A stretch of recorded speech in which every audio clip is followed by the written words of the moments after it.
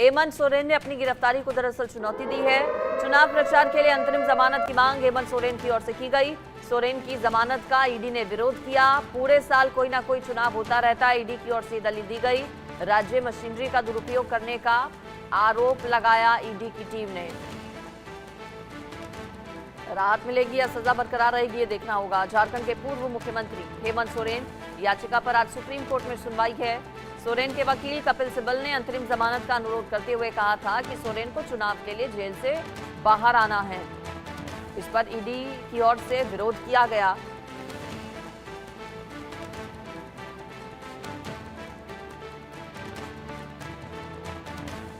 ज्यादा जानकारी इस खबर पर ले लेती हूं। मेरे साथ हमारे संवाददाता आयुष जुड़ गए हैं। आयुष, सुनवाई होगी आज पूरे मामले पर या फैसला कोर्ट का आएगा? चूंकि इससे पहले कपिल सिब्बल जो कि हेमंत सोरेन के वकील हैं, कई तरह की दलीलें दे चुके हैं और कह चुके हैं कि बाद में जमानत दिए जाने का कोई औचित्य नहीं रहेगा जब चुनाव खत्म हो जाएंगे। ऐसे में क्या फैसला आएगा आज उस पूरे मामले पर?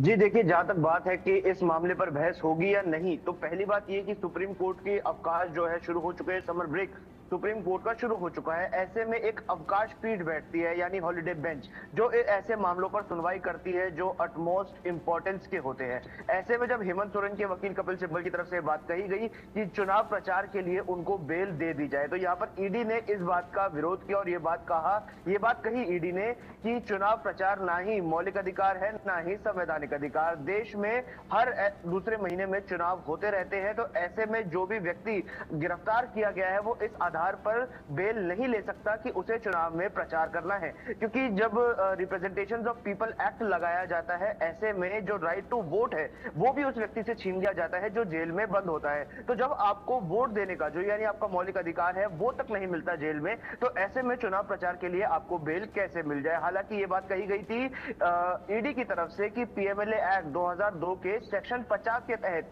जो बयान दर्ज किए गए थे उससे ये चीज स्पष्ट होती है कि हेमंत सोरेन ने प्रॉपर्टी ली है, हेमंत सोरेन ने पैसा लिया है, कई एकड़ जमीन उन्होंने ली है, जिसके तहत ये जो मामला है बहुत गंभीर है। और ऐसे में इन गंभीर धाराओं के चलते अगर उनको बाहर जाने दिया जाता है तो अपनी पावर का मिसयूज करते हुए, क्योंकि वो पूर्व मुख्यमंत्री रह चुके हैं, अभी भी सत्ता में उनकी पार्टी है, अपने पावर का मिसयूज करते हुए कहीं ना कहीं सबूतों के साथ, गवाहों के साथ छेड़खानी कर सकते हैं। जी बिल्कुल। इससे पहले हलफनामा भी ईडी की टीम की ओर से दिया गया था। उस हलफनामे में क्या था? विरोध किया गया है जमानत का। साथ ही साथ ये भी बताइए आयुष की कितनी पॉसिबिलिटीज हैं?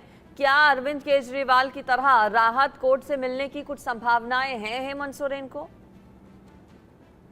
जी देखिए, अब यहाँ पर समझना होगा कि अरविंद केजरीवाल के मामले में और हेमंत सोरेन के मामले में फर्क क्या है। दरअसल अरविंद केजरीवाल के मामले में उनके वकील की तरफ से ये दलील दी गई थी कि अरविंद केजरीवाल एक सिटिंग मुख्यमंत्री है, हेमंत सोरेन इस्तीफा देकर आए हैं। तो इन दो चीजों में सबसे बड़ा फर्क हो जाता है कि अरविंद केजरीवाल के पास अभी भी अपने राज्य की जिम्मेदारियां थी और हेमंत सोरेन उन जिम्मेदारियों से मुक्त है क्योंकि उन्होंने मुख्यमंत्री पद से इस्तीफा दे दिया था। दूसरी बात ये जो बात कही गई थी अरविंद केजरीवाल के वकील अभिषेक मनु सिंघवी की तरफ से कि ईडी के पास कोई सबूत नहीं है, ईडी जानबूझकर मामले को लंबा खींचना चाह रही है। हालांकि हेमंत सोरेन के जहां तक बात है हेमंत सोरेन के केस की, तो यहां पर ईडी की तरफ से पर्याप्त सबूत कोर्ट के सामने पेश भी किए गए और ऐसे कई तथ्य रखे गए जिससे ये चीज पता चलती है कि हेमंत सोरेन ने कितनी जमीन ली, कितना पैसा लिया। और ये बात जब अरविंद केजरीवाल की थी तो ये मनी ट्रेल एस्टैब्लिश नहीं हो पा रहा था। इन चीजों के संज्ञान में कहीं ना कहीं जरूर जाहिर सी बात है कि कोर्ट एक फर्क देखेगा, एक दोहरावाज देखेगा, जिसके चलते अभी फिलहाल ये कयास लगाया जा रहा है कि हेमंत सोरेन को बेल मिलना मुश्किल है। जी चलिए ठीक है आयुष, आप बने रहिए, अगली खबर पर भी लेंगे आपसे जानकारी। और अगली खबर जुड़ी है मनीष सिसोदिया से। मनीष सिसोदिया की जमानत याचिका पर आज फैसला आने वाला